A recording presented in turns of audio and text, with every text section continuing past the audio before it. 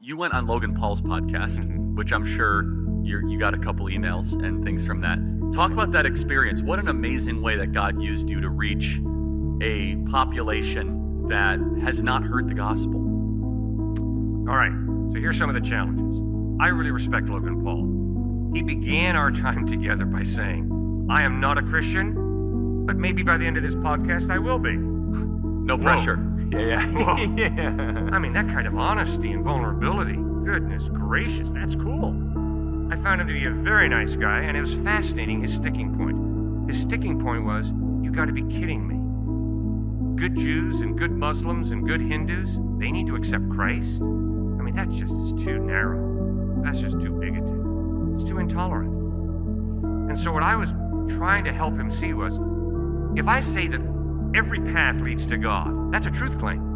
I'm saying the majority of Muslims, the majority of humanity, which is Muslims, Christians, and Jews, they're wrong. Every path leads to heaven. That's a truth claim. If I say to you half the religions and philosophies of the world lead to heaven, that's a truth claim. I'm saying half are right and half are wrong. That is a truth claim. And when Jesus says, I am the way, the truth, and the life, no one comes to the Father except through me, that's also a truth claim. He's saying, you got to put your faith in me. I am the way to heaven. So let's be real honest. We all make truth claims. Let's not sit back and act like, oh, I'm a really open-minded, really tolerant person because I say all paths lead to heaven, all paths lead to God.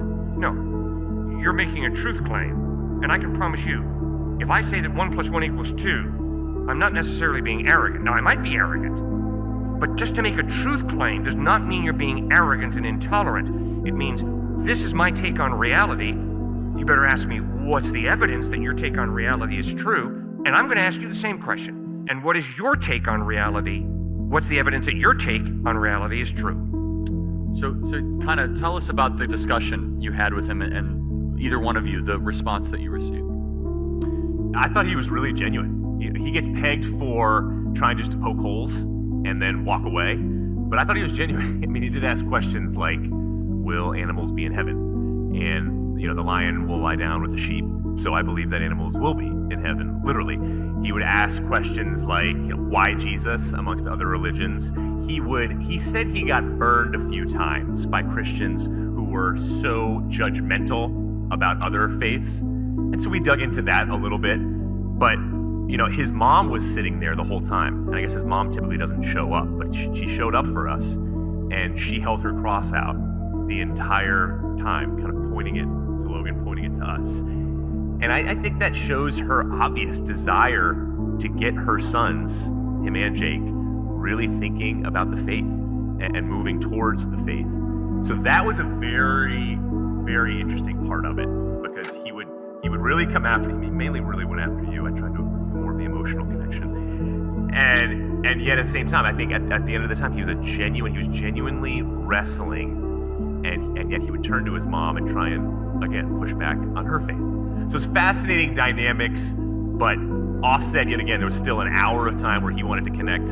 But his objection was that Christianity is too true or something? Or that... Too narrow. Yeah. I'm being facetious. That's good. I mean, like, too narrow? I don't understand the objection there. Who here has a problem with the idea of God being angry? All right, well, Logan has a problem with God being angry. And guess what? So do a lot of Americans. God is love. God doesn't get angry. The wrath of God? I mean, how primitive. You really believe that? Yeah, I sure do believe that. You know why? Because I promise you that if one of you kidnaps one of my little granddaughters, I'm going to be real angry. And guess what? If I'm not angry, my granddaughter doesn't matter to me. Not with a selfish anger, but with a righteous indignation. Is God angry? Yes, he is. Not with a selfish anger. Oh, you've offended me.